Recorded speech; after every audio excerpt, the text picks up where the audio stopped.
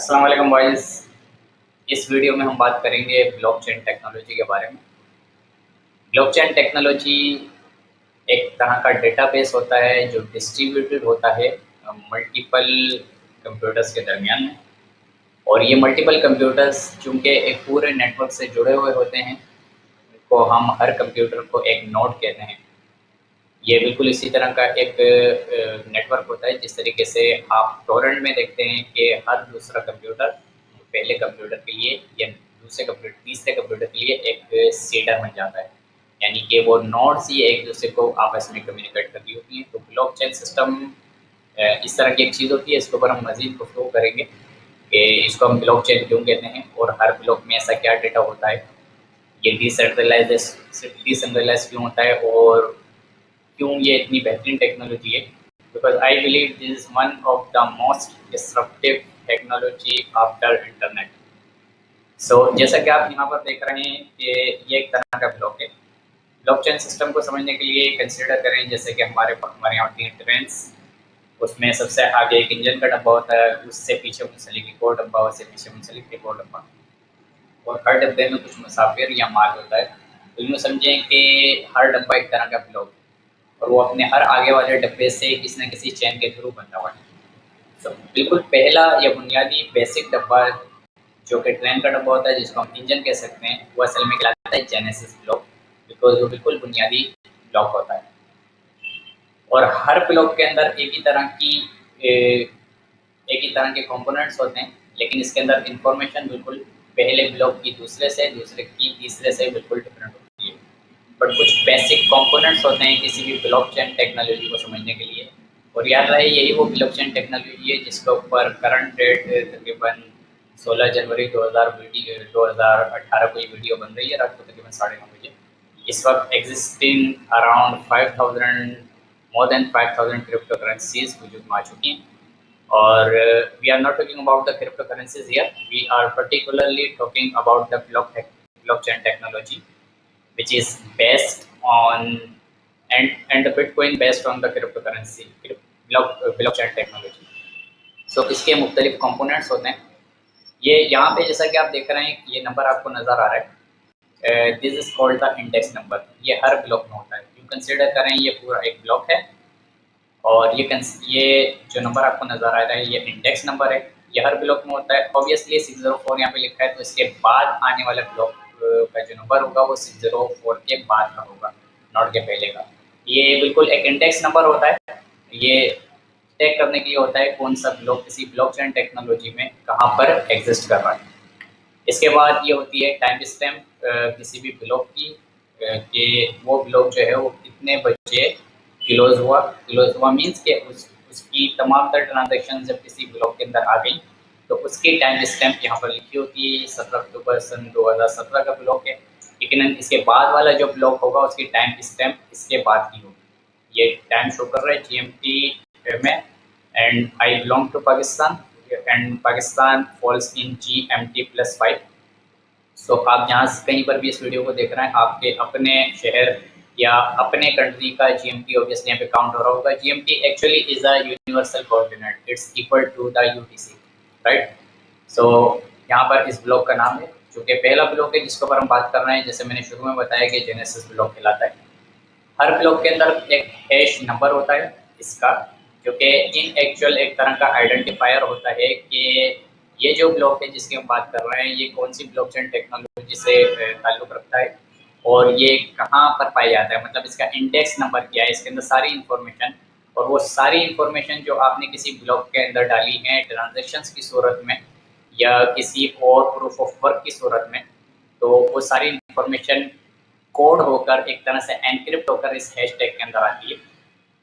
ये previous hashtag है इससे पहले वाले ब्लॉक का, यानी कि ये तो जेनेसिस ब्लॉक हम आपको दिखा रहे हैं। अगर इससे पहले भी कोई ब्लॉक होता तो उसका भी कोई ना कोई हैश नंबर होता, तो वो यहाँ पर लिखा होता है। ये इसलिए ज़रूरी होता है कि ब्लॉकचेन में हर दूसरा ब्लॉक पहले ब्लॉक से मुंसलिक रहे चेन के थ्रू, यानी कि हर दूसरे ब्लॉक में पिछले ब्लॉक की हैश वैल्यू इसलिए डालते हैं ताकि पता चले कि ये ब्लॉक किस ब्लॉक से कनेक्टेड है।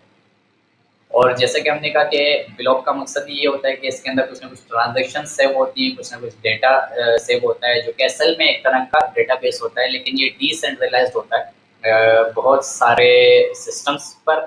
तो यहाँ पर वो डेटा इज एग्जांपल शो किया गया है कि इस ब्लॉक के अंदर कौन सा डेटा इस वक्त यहाँ पर मौजूद है। तो जैसा कि हम हैश टैग के बारे में बात कर रहे थे, तो हैश टैग असल में एक तरह से जो कुछ भी डेटा आपने किसी ब्लॉग में डाला होता है, फॉर एग्जांपल मैं कहूँ कि मेरा नाम है उस्मान और उस्मान ने डेविड को कुछ ना कुछ पेमेंट या कुछ ना कुछ करेंसी या कुछ ना कुछ कमोडिटी ट्रांसफर करी, तो obviously there should be some signature on the agreement and there should be some sort of fingerprint.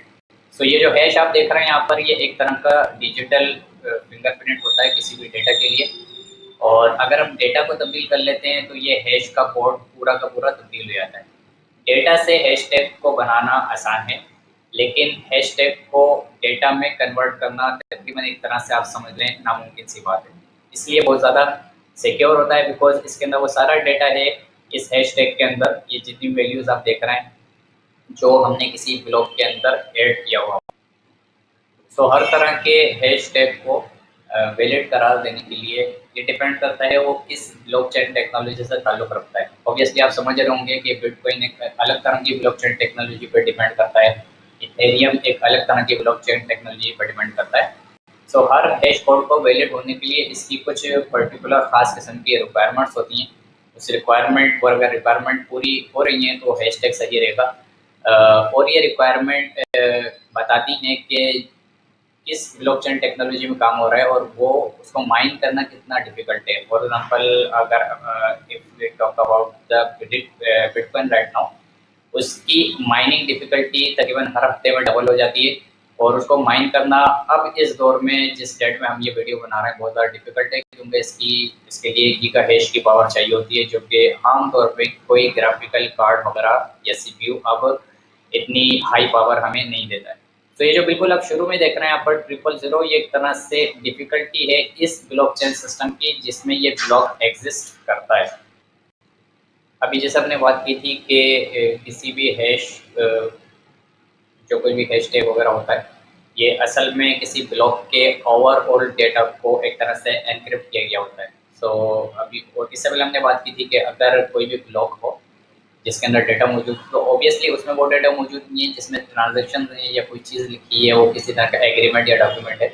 उसमें वो डेटा भी अवेलेबल होता है कि जिसमें प्रीवियस हैशटैग की बात की गई हो। प्रीवियस हैशटैग मतलब इस पर्टिकुलर ब्लॉक जिसकी हम बात कर रहे हैं, इससे पहले वाले ब्लॉक का हैशटैग क्या था, वो हैशटैग इस ब्लॉक के हैशटैग का हिस्सा बनेगा, यानी कि इस ब्लॉक के डेटा का हिस्सा बनेगा। इसी तरीके से ये जिस पर्टिकुलर ब्लॉक की अभी हम बात कर रहे हैं, इसका टाइम स्टैम्प क्या है, इसका इंडेक्स नंबर क्या है, ये सारी चीज़ें और जो कुछ भी डेटा आपने उस ब्लॉक के अंदर इंक्लूड किया, वो सारी चीज़ें मिलकर एक तरह का ओवरऑल ब्लॉक का डेटा बनती हैं। और जब उसको हम एनक्रिप्ट करते हैं तो उसी को हम हैशटैग बोलते हैं। पर्टिकुलरली ये डेटा जो आपको अपनी स्क्रीन पर नज़र आ रहा है, यहाँ पर मैंने हाईलाइट करके दिखाया है, यहाँ लिखा है कि वेलकम टू ब्लॉकचेन डेमो 2.0।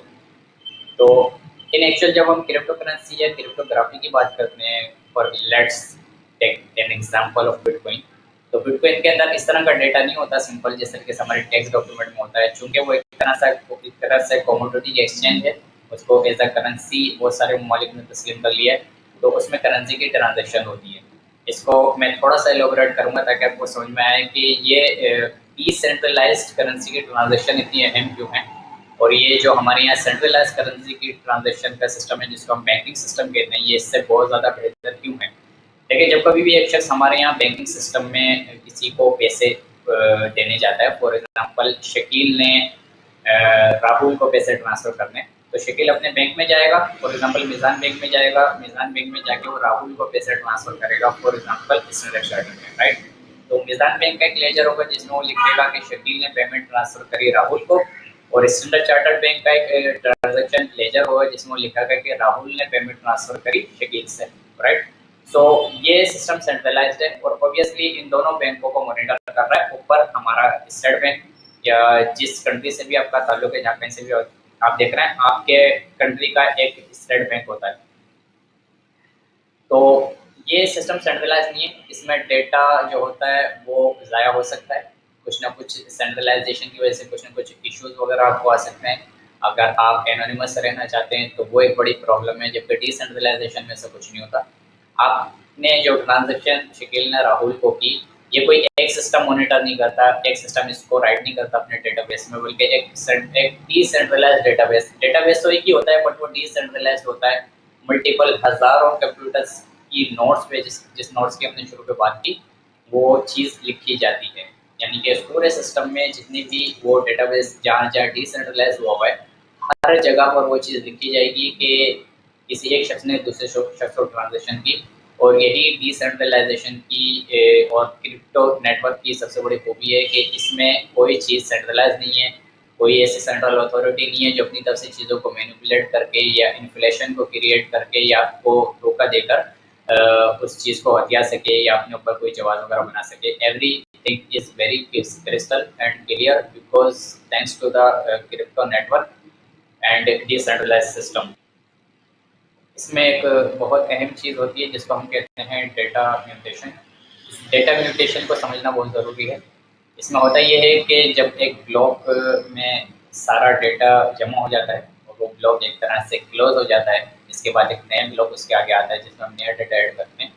तो जैसे कि हमने बिल्कुल शुरू में बात की कि ब्लॉक का जितना भी डेटा होता है उसके टाइम स्टैम्प और उसका वो डेटा जो आपने उसमें ऐड किया और उसका उसका अपना हैशटैग, ये नेक्स्ट वाले ब्लॉक के लिए पूरा एक हैशटैग बन जाता है। यानी कि जो कुछ भी डेटा आपने ऐड किया किसी ब्लॉक का, उसकी जो टाइम स्टैम्प है, उसका जो इंडेक्स नंबर है, ये सारी चीज़ें उस पर्टिकुलर ब्लॉक का हैशटैग बनेंगी और वो हैशटैग इंक्लूड होगा अगले ब्लॉक के हैशटैग में, बिकॉज बिकॉज अगले ब्लॉक का जो हैशटैग है वो मुश्तमिल होता है पिछले ब्लॉक के हैशटैग, इंडेक्स नंबर और उसके डेटा पर।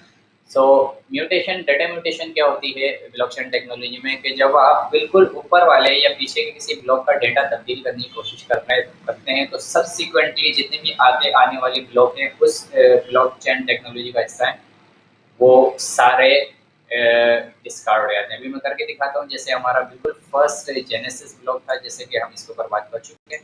इसके बाद ये ब्लॉक मैंने एक और ऐड किया है, ये एक और ऐड किया है। अब देखें, अगर मैं जेनेसिस ब्लॉक का डेटा ज़रा सा भी चेंज करने की कोशिश करता हूँ तो चूंकि ये हैशटैग इस डेटा से, इस टाइम स्टैम्प से और इस इंडेक्स नंबर से मिलकर बना है, लिहाजा ये इनवैलिड हो जाएगा। जब ये इनवैलिड होगा तो चूंकि ये वाला हैशटैग देखें जो इसका हैशटैग है वो प्रीवियस हैशटैग बना इस सेकंड वाले ब्लॉक पर, बिल्कुल एग्जैक्टली ऊपर आप नोट कर सकते हैं कि। और ये वाला जो दूसरे वाले ब्लॉक का हैशटैग है इसमें क्या क्या इंक्लूड है, ये वाला डेटा जो कि असल में यहाँ पे डेटा कुछ भी नहीं, जो हो सकता था कुछ भी, ये इंडेक्स नंबर, ये टाइम स्टैम्प और प्रीवियस ब्लॉक का डेटा, प्रीवियस ब्लॉक का हैशटैग, वो भी इंक्लूड हो इसमें। इसलिए जब मैं इसको तब्दील करने की कोशिश करता हूँ तो आप देखिएगा कि इसकी जो डिफ़िकल्टी लेवल थी यहाँ पर, जिन 3 ज़ीरोज़ पर हमने बात की, ना सिर्फ ये तब्दील होंगे बल्कि ये अगला हैशटैग भी बिल्कुल इनवैलिड हो जाएगा। अभी मैं इसका एक्सक्लेमेशन मार्क आपको हटा के देता हूँ, ये देखिए। और अगर मैं दोबारा इसको एक्सक्लेमेशन मार्क वापस डालता हूँ तो ये आपके सामने बिल्कुल अगली पूरी चेन, ब्लॉक चेन की बिल्कुल वैलिड हो गई। सो अब आपके जहन में यकीनन सवाल आएगा कि फिर माइनिंग क्या चीज़ है। माइनिंग एक्चुअली कुछ भी नहीं है। माइनिंग के जितने भी आप हार्डवेयर वगैरह लगाते हैं, ग्राफिकल प्रोसेसर यूनिट्स वगैरह बनाकर, जो आपने मशीन वगैरह देखी होंगी, अगर नहीं तो आप गूगल पे फाइंड करवाएं हाउ टू माइन इथेरियम और मोनेरो। तो जो माइन करती है असल में वो होता क्या है, बैकग्राउंड के ऊपर क्या चल रहा होता है। माइनिंग नाम है सिर्फ इस हैश टैग को तलाश करने और इसको रिजॉल्व करने का, एंड दैट्स ऑल। माइनिंग इससे ऊपर और कुछ भी नहीं है।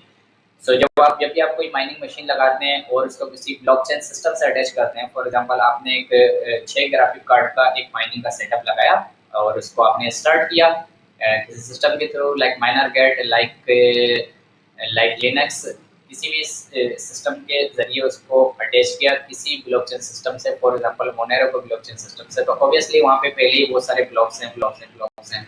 आपकी मशीन बिल्कुल शुरू में क्या करेगी, वो बिल्कुल जो पहला वैलिड उस ब्लॉकचेन सिस्टम में हैशटैग है उसको तलाश करेगी। इसको तलाश करने और उसको रिजर्व करने का नाम माइनिंग होता है।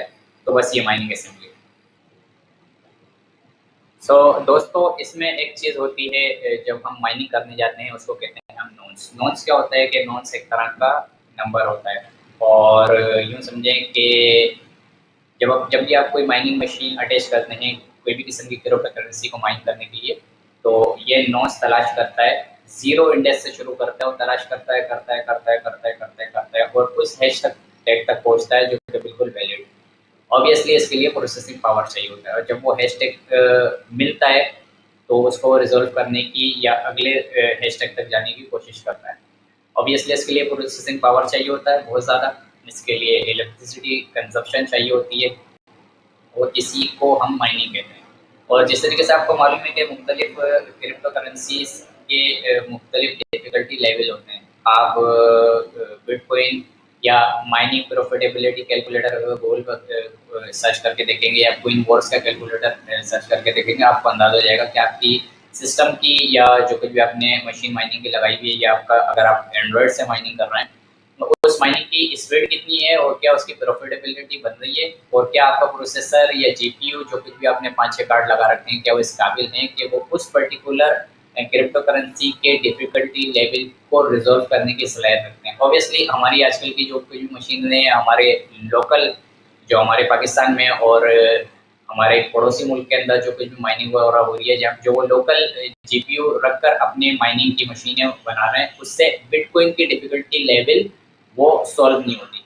उससे मोनेरो की डिफ़िकल्टी लेवल सॉल्व हो सकती है, उसका हैशटैग मिल सकता है, तो इसलिए उसकी माइनिंग मोनेरो की या एथेरियम की या दीगर सिया कोइन वगैरह की उससे माइनिंग वगैरह हो सकती है और आप उसको कर सकते हैं। दोस्तों ये था एक ब्लॉकचेन टेक्नोलॉजी का मुख्तसर सा तारुफ।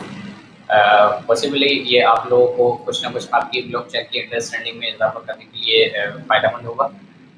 जो लोग हमारे ब्लॉकचेन टेक्नोलॉजी से वाबस्ता है या नहीं है, obviously this is the next technology which is going to disrupt every other technology, including all the Android apps and multiple apps which are going to convert to the DAS, decentralized applications, right? There will be no centralized database, and every owner of application will be the owner of that application, not तो centralized किस्म की कोई company उसको like Google और Facebook उसके data को, उसकी identification को, उसकी सिक्योरिटी को मतलब कंसिडर कर रही है, उसका डेटा उस तक पहुँच रहा हो। तो decentralisation is a very good thing, and I personally feel that should be used for the elections as well, and other things. Our government stuff and our audit in accounting, in even in government accounting, etc. So thanks for watching. Thank you.